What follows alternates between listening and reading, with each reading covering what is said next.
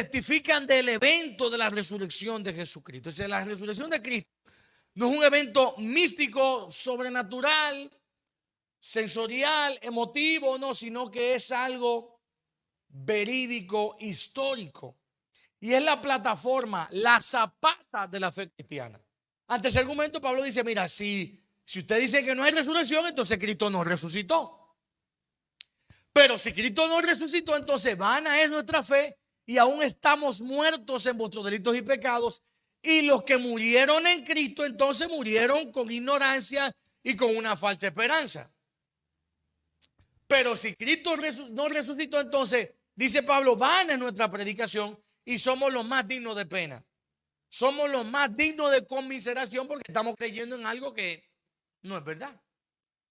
Pero si Cristo resucitó, entonces nosotros también resucitaremos con él. Eso es lo que dice el apóstol Pablo. Hay un ataque grande a la resurrección. Primero los ortodoxos judíos, el gnosticismo y el mismo naturalismo que apoya que no existe nada sobrenatural, van en contra de la resurrección de Jesucristo. Y muchos para esta fecha arman programas de radio, de televisión, llevan a los pastores, llevan a los teólogos a discutir de si hubo resurrección, si no hubo resurrección, etcétera, etcétera. Y hay muchas teorías. Hay muchas teorías sobre la no resurrección de Cristo. Pero en los evangelios tenemos el testimonio de quienes fueron testigos oculares de la misma resurrección del Señor. Primero el entierro de Jesús y la tumba vacía es un testimonio que atestigua a la resurrección de Cristo. Atestigua literalmente a que Cristo resucitó. No pudieron haberse robado el cuerpo. Era imposible que alguien entrara a robarle el cuerpo con esa legión de romanos, de soldados que había ahí en ese momento. Era imposible. Matar a un soldado romano te convertía en un reo de muerte. Nadie se iba a atrever a ir en contra de esos soldados y a robar el cuerpo de Jesús para armar toda la parafernalia de que Jesús resucitó, siendo una mentira. La otra teoría contra la resurrección de Cristo es la teoría de que el mismo Cristo escapó. Pero ¿cómo iba a escapar después de 2 días de tortura? ¿Cómo iba a escapar? ¿Cómo Cristo iba a mover una tumba y luego escapar después de 2 días terribles de torturas romanas? Era imposible, iglesia. Si fue Jesús quien escapó, tuvo que desenrollarse él mismo, mover a la tumba, burlar a los guardias, a los celadores, o pelear con ellos y luego huir. Era algo imposible haber hecho eso. ¿Está aquí conmigo en la iglesia? Pero algo que sí evidencia la resurrección es el cambio después del tercer día. Dice John McDowell que es imposible morir por una mentira. Y todos los discípulos que su estado emocional, el estado emocional de los 12 y de todos los discípulos, primero antes de la muerte de Jesús, antes de Jesús predicarle, todos eran nacionalistas. Lo que creían era en la religión de Israel. Había división entre ellos, había rivalidad, quién es el menor, quién es el mayor, quién es el más importante. Su condición emocional después de la muerte de Jesús era depresiva. Estaban en depresión, desanimados, turbados. Si vamos al libro de los Hechos, luego de la resurrección, vemos un cambio inusual en la vida de cada uno de los discípulos, un cambio en su conducta. De ser nacionalistas hebreos pasaron a predicar el evangelio con gran poder, con gran demostración, con gran denuedo. Es más, en el capítulo 4 de Hechos le dijeron, dejen de predicar en ese nombre. Y Pedro dijo, no podemos dejar de decir lo que hemos visto y lo que hemos oído. Después de 39 azotes, hermano, tú no quieres ni a tu mamá. Y después de azotarlo 39 veces, le dijeron, no vuelvan a predicar en ese nombre. Dijeron, lo sentimos, azótenos de nuevo si quieren. El libro de los Hechos narra que tenían un mismo corazón. O sea, después de estar divididos, de preguntarle a Jesús, ¿quién es el mayor? ¿Quién es el menor? ¿A quién tú vas a poner al lado tuyo? ¿Quién es la diestra? ¿Quién es la derecha? Dime. Después tenían un mismo corazón, una misma alma. Lucas narra en el libro de los Hechos que buscaban el bien común, el bien de todos. Pasaron de tener temor a ser hombres llenos de denuedo, llenos de autoridad, a los cuales nadie los pudo callar de predicar el evangelio. Es decir, impresionante que después que Cristo resucita hay un giro de 180 grados en la vida de ellos. Hay un cambio en ellos. ¿Hasta qué punto nosotros podríamos estar dispuestos a entregar nuestra vida por una mentira? El libro de los Hechos dice no solamente que Cristo resucitó, sino que ellos lo vieron y que estuvo 40 días predicándoles sobre el reino y luego lo vieron ascender a los cielos. ¿Quién da su vida por una mentira si los 12 todos fueron mártires por Cristo? Todos estuvieron dispuestos a dar su vida por Jesús. Todos estuvieron gozosos incluso de poner su vida por Jesús. ¿Hasta qué punto, hermano, usted entrega su vida? Usted no tiene testimonio de que es verdad. Pero dice la palabra de Dios entonces, dice la palabra del Señor, que ellos con gran denuedo predicaban acerca de la resurrección. ¿En qué impacta eso la vida del cristiano de hoy? La vida del creyente de hoy, ¿en qué nos impacta? Porque así como los discípulos no esperaban lo imposible, no esperaban que a lo mejor Jesús resucitara. Tomás dijo, cuando fueron a testificar las mujeres, mira, Jesús resucitó, dijo, hasta que yo no vea las llagas, las heridas, no creo en eso. El tipo tuvo 3 años y medio diciendo, voy a morir y voy a resucitar al tercer día. A las 72 horas resucito. Créanme, cuando Cristo murió dijeron, se acabó la película.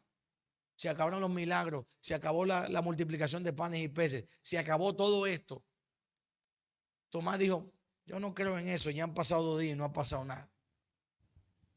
Los estaban persiguiendo.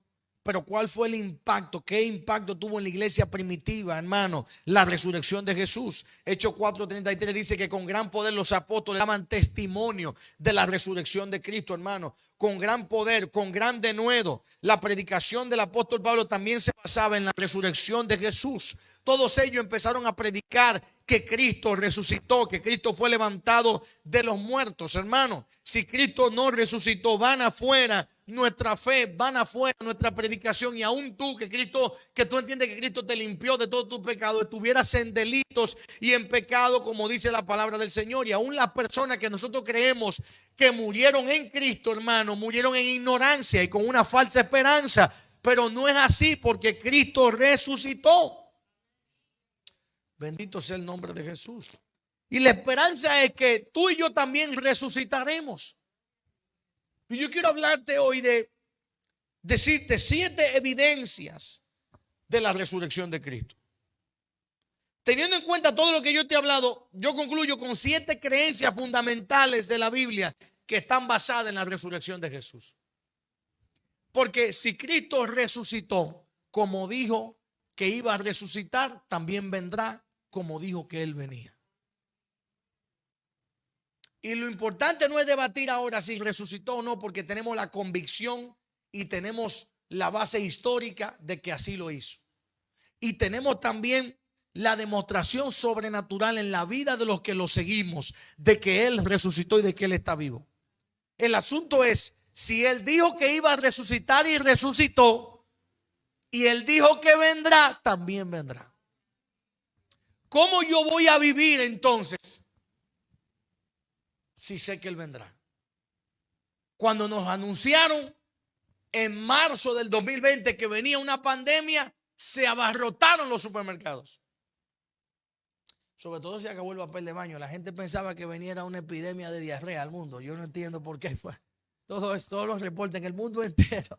Se acabaron los papeles de baño, señores. Yo no sé quién fue que soltó una bola rara, una noticia que...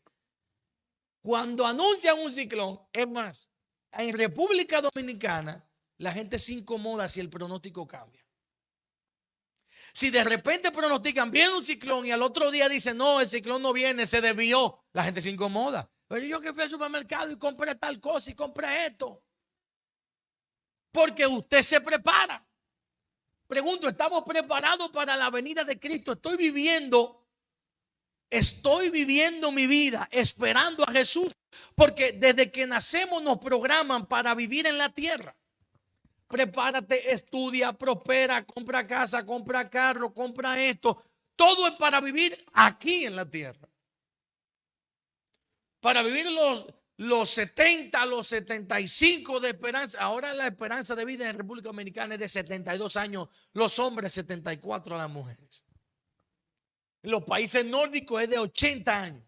O sea que si tú eres dichoso, vives 80 años en la tierra, 70 años en la tierra, te preparas, pero en la eternidad, tu alma, tu cuerpo, vivirá por la eternidad. Estás tú preparándote para vivir para la eternidad. Estamos viviendo una vida muy alineada al consumismo, hermano. Al tener, al adquirir cosas, pero estamos adquiriendo la vida que debemos adquirir para vivir en la eternidad. Hay que pensar en eso. Yo quiero poner el temor de Dios sobre ti en esta mañana. De que tú sepas que tenemos que vivir preparados para la vida eterna más que vivir preparados para la tierra. Tenemos que vivir más preparados para lo eterno que para lo terrenal. Tenemos que despertar. El mundo nos está convirtiendo en personas codiciosas, consumistas, egocéntricas. ¿Usted me está escuchando? Amadoras del dinero, amadoras de los placeres más que de Dios. En eso nos convierte la publicidad, la mercadotecnia, los sistemas del mundo, que consumamos, que busquemos, que tomemos, que consigamos. Y todos los esfuerzos humanos que hacemos es para eso. Pero eso un día se acaba, se agota y nos distrajo. Nos daremos cuenta un día que el mundo nos distrajo de vivir la vida que Cristo nos dijo que viviéramos en esta tierra. Distraídos envueltos en esto. En primer lugar, una de las creencias que produjo la resurrección de Cristo es que la resurrección prueba que Jesús era exactamente quien dijo y lo que dijo que era. ¿Por qué? Porque la resurrección es lo que certifica que Cristo en todo momento dijo: mira, yo soy el Hijo de Dios y voy a morir, pero voy a resucitar al tercer día. La resurrección le pone el sello de que Jesús era quien él dijo que era. Que Jesús iba a cumplir. Si él cumplió la promesa de la resurrección, junto con esa cumplirá todas las demás. Los discípulos vieron el hecho de que Dios resucitó a Jesús de entre los muertos, iglesia. Lo resucitó a la vida eterna como sello de la aprobación. De que Dios respaldó todo lo que Jesús dijo, pero adicionalmente respaldó la resurrección. No solamente respaldó todos los milagros que Cristo hizo en la tierra, sino que respaldó también la resurrección de Cristo. Mire, yo no voy a debate que me inviten del programa. Esta Semana Santa no fui a nada de lo que me quisieron. No puedo ir a Semana Santa. Voy a pasar con mi familia y en la iglesia. Porque no hay que debatir lo que no necesita debate. Cristo resucitó. Y cuando yo veo las vidas transformadas, evidencia de que Cristo cambió la vida. Mira, fíjate una cosa.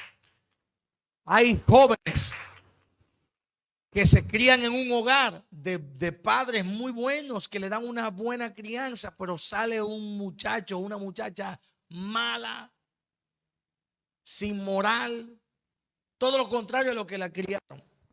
Y llega a Cristo y la palabra, el Espíritu Santo lo cambia, lo transforma. Eso es una evidencia de que Cristo está vivo. No es un ser humano que lo cambia. Es el Señor que lo cambia y que lo transforma cuando la gente se pone en manos del Señor. En segundo lugar, la resurrección prueba la primacía de las enseñanzas de Cristo. La resurrección prueba que las enseñanzas de Cristo son verídicas y poderosas. Jesús es el único Dios que ha resucitado de esta manera. Por lo tanto, Él dice la verdad y es la base de todo lo que creemos. Todos los hombres que pasaron en esta tierra, que un día se proclamaron que eran Dios o estaban cerca de Dios, ahí están sus tumbas como grandes monumentos. La tumba de Cristo está vacía. Y sus enseñanzas, algunas suenan interesantes, pero la de Cristo, la resurrección le pone el sello de la verdad, de que son la única verdad absoluta que deben ser regla de vida para quienes la siguen, iglesia. O sea, mucha gente ha dicho cosas bonitas, incluso muchos repitieron cosas que Jesús fue quien la dijo, pero las tumbas están ahí vacías, hermano. Usted se va a Asia, se va a Medio Oriente, se va a todos esos lugares donde hubieron hombres que se consideraban dioses o semidioses, están ahí. Ahí está los amentas. Pero la tumba de Cristo está vacía, hermano. Y por más que han escarbado en Palestina, en Oriente, en Israel, en todas partes, no han encontrado. Cristo resucitó, Cristo está sentado a la diestra del Padre Todopoderoso. Aleluya. En tercer lugar, la resurrección prueba que la pena por nuestros pecados han sido saldadas, han sido pagadas en su totalidad. El hecho de que Dios haya resucitado a Jesús de entre los muertos muestra que Dios aceptó su sacrificio. Cristo aceptó el sacrificio de Jesús. Y si Cristo aceptó el sacrificio de Jesús por tu pecado y los míos, significa, hermano, que tus pecados y los míos han sido pagados en la cruz del Calvario. Ahora tú y yo debemos vivir en santidad y sin pecado porque ya hemos sido libres y limpios de todo pecado y de toda maldad. Pero también debemos vivir sin culpa, sin la congoja de esos pecados pasados y decidir vivir ahora libres del pecado para Dios. Porque esa es la resurrección, una evidencia de que tus pecados fueron pagados en la cruz del Calvario. En cuarto lugar, la resurrección garantiza que Dios puede levantarnos de la muerte hacia la vida eterna, iglesia. Pablo dice, si no hay resurrección de muertos, entonces Cristo nos resucitó. Pero como Cristo resucitó, entonces sabemos que hay resurrección de muertos y que un día tú y yo resucitaremos juntamente con Cristo. Que hoy a lo mejor tú no has recibido el milagro en tu salud, el milagro en tu cuerpo, pero un día tú tendrás un cuerpo glorificado cuando tú resucites con Cristo. Esa debe ser nuestra esperanza de gloria. La Biblia dice que la resurrección, que Cristo es nuestra esperanza de gloria y de vida eterna. Que muchos creyentes que en esta tierra no recibirán o no verán, como le pasó a muchos hebreos, que dice la Biblia que algunos no recibieron lo prometido. No lo recibieron porque esperaban a una patria celestial. Asimismo, hay cosas que tú quizás no las vas a ver en esta tierra, pero tienes la esperanza de la resurrección de Cristo. Tienes la esperanza de la resurrección de los muertos, iglesia. En quinto lugar, la resurrección convierte a Jesús en la única cabeza viviente de la iglesia. Ni es el vicario de Cristo, ni es el príncipe de Roma, ni es el apóstol, ni el profeta, ni el pastor, ni el superintendente. Cristo es la cabeza de su iglesia. Y aunque tú y yo percibamos a la iglesia en el mundo y tú percibas a la iglesia por las redes sociales, la iglesia anda en una locura, la gente no está en Cristo, Cristo está dirigiendo su iglesia. Cristo le va a dar forma a su iglesia. Él dice que las puertas del infierno no prevalecerán, no van a permanecer contra la iglesia. En 1 de Tesalonicenses capítulo 6 dice el apóstol Pablo que el que empezó la buena obra la va a perfeccionar hasta el día de Cristo. Cristo es la cabeza de la iglesia. Él lo demostró cuando resucitó y dijo que él iba a edificar su iglesia. Aleluya, bendito sea el nombre de Jesús. Él está edificando su iglesia, hermano. Aunque tú y yo veamos la iglesia a veces que las iglesias andan como andan en este mundo, Cristo está edificando la verdadera iglesia. Recuerda que hay una iglesia que tú y yo vemos y hay una que solamente Cristo la ve. Tú y yo vemos la iglesia pública, la que tiene el letrero, la que se reúne el domingo, la que se reúne en grupo, pero Cristo ve la iglesia del corazón. Él sabe dónde está reunido todo el mundo. Él sabe quién es y quién no es iglesia. Y Él sabe a quién Él está edificando, a quién Él está preparando para su segunda venida. Bendito Dios. Número 6, la resurrección garantiza la segunda venida de Cristo. Los cristianos hoy en día estamos muy acomodados en la tierra, hermano, pero tú y yo tenemos visa de paseo en esta tierra. Tú y yo no nos podemos quedar a vivir aquí. Tú y yo no tenemos residencia eterna en la tierra. Tú y yo estamos de paso, somos peregrinos y extranjeros en esta tierra, dice la Biblia. Tenemos que estar aquí, tenemos que prosperar aquí, tenemos que ser de testimonio con todo lo que hagamos, pero tenemos que tener nuestra mente en la eternidad, hermano. La resurrección garantiza que Cristo regresa. Todas las promesas, hermano, en la Biblia son concentradas en la resurrección de Cristo. La Biblia dice en el libro de Job que aunque del polvo el Señor lo levantará. todas las profecías sobre la resurrección de Cristo se cumplieron en Cristo, en su resurrección. Él prometió que regresaría, Él viene. Él prometió que resucitaría, resucitó. Él prometió que Él viene, Él vendrá, iglesia. Todos los predicadores, me incluyo, estamos a veces muy distraídos en las necesidades de la gente. Cristo en un momento suplió, satisfizo la necesidad de la gente. Les dio comida, le dio alimento, le dio panes y peces, los sanó de sus enfermedades, les acompañó en sus circunstancias. Pero en varios momentos del Evangelio, Juan capítulo 6, versos 64 al 66, Lucas capítulo 14, verso 25, el Señor se detuvo y dijo: Señor, espérense, espérense, tomen su cruz y síganme. Estamos muy distraídos en que la gente tiene problemas y necesita prosperar, en que las personas necesitan crecimiento, en que las personas necesitan sanarse. Pero aún si Dios te sana, un día te vas de esta tierra. Un día te vas de esta tierra y necesitas estar caminando como que está preparado con el Señor. Vivir esperándolo. Mi oración en esta mañana es que el temor de Dios venga sobre nosotros de tal manera que nosotros empecemos a vivir una vida con la conciencia de que Cristo va a venir por la iglesia. No me refiero a que tú tengas miedo, no, me refiero a que tú tengas en tu corazón ese temor reverente que te hace vivir una vida conforme a la que Él te está pidiendo que vivas en esta tierra. No se da cuenta que estamos viviendo a veces muy distraídos, muy pensando en el mundo, muy preocupados por el mundo, muy preocupados por lo que pasa en el mundo y con poco apego y poco amor y poca expectativa por la eternidad. Hay creyentes que prefieren que Cristo no venga nunca y que no nos muramos nunca y que vivamos aquí en esta tierra de por vida. Porque tenemos demasiado amor al mundo y al estilo de vida del mundo. Tenemos que empezar a darnos cuenta, hermano, que en el mundo no hay esperanza. No hay esperanza sin Cristo, hermano. Hello. No hay esperanza sin Jesús. No la hay. La resurrección, por último, es la garantía absoluta de justicia. La justicia verdadera, el Señor la cumplió en la cruz cuando Cristo murió y luego lo levantó. ¿Por qué? Porque el Señor quería a alguien puro, el Cordero sin mancha, que muriera, que se entregara. Solamente eso iba a satisfacer la ira de Dios, la demanda de Dios.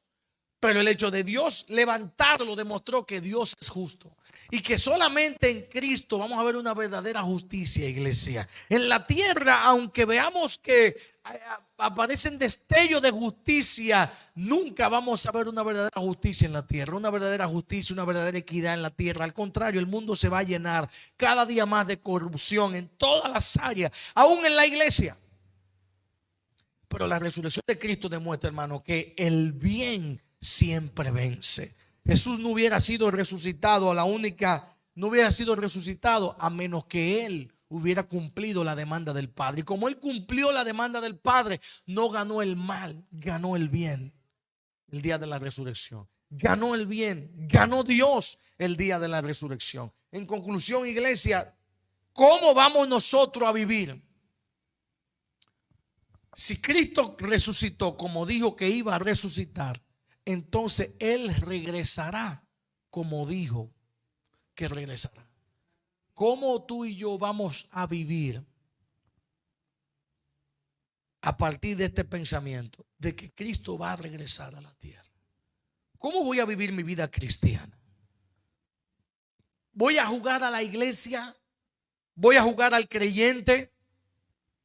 ¿O voy a vivir conforme a Cristo? Tienes que pensarlo en esta mañana, porque yo no quiero en ningún momento meterte cuco en tu mente. Yo lo que quiero producirte en tu conciencia que tú y yo vivamos conforme a Cristo, conforme a Él. En ninguna manera yo quiero que tú te vayas de este lugar en esta mañana con miedo y diga: Cristo viene, me voy a perder. No, tú digas: Cristo viene, voy a vivir por Él, voy a vivir para Él. Voy a quitar lo que me aparta de vivir conforme a lo que dice la palabra del Señor. Iglesia, porque si Él resucitó, Él también vendrá. Él también regresará por su iglesia. Y todo lo que está pasando en el mundo Este principio de dolores apunta a la venida de Jesús. No podemos decir si es mañana, si es pasado, no podemos cometer una imprudencia profética, pero todas las señales están dadas. Jesús dijo, cuando ustedes ven las nubes, ven el cielo, ustedes saben que va a llover. ¿Acaso no ven las señales de los tiempos?